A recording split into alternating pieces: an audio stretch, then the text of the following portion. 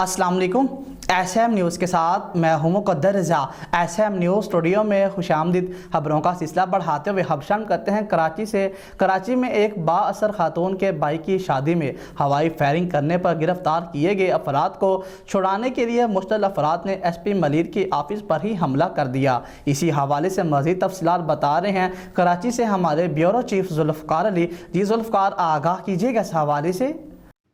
जी बिल्कुल, SSP मलिर के मुताबिक SP मलिर दफ्तर के नज़दीक बाअसर खातून शकीला के भाई की शादी थी, जो कि खुद को पाकिस्तान पीपल्स पार्टी का इलाकाई रहनुमा ज़ाहिर करती हैं। शादी में हवाई फायरिंग की गई, जिस पर पुलिस 5 अफराद को हिरासत में लेकर SP मलिर ऑफिस ले आई। ज़ेरे हिरासत अफराद को छुड़ाने के लिए बारात में शरीक 50 से 60 मुश्तल अफराद ने SP ऑफिस पर हमला कर दिया।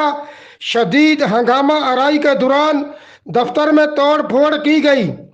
हमलावर 2 अफराद को पुलिस की हिरासत से ले जाने में कामयाब भी हो गए, जबकि 3 को हिरासत में ही रखा गया है। पुलिस ने वाक़े का मुकदमा दर्ज कर लिया है और कहा है कि हमले में मुलव्वस अफराद लैंड ग्रैबिंग में भी मुलव्वस हैं। जी बहुत शुक्रिया जुल्फ़कार तफसीलात से आगाह करने के लिए। अब तक के लिए इतना ही। मज़ीद खबरों के लिए देखते रहिए SM न्यूज़।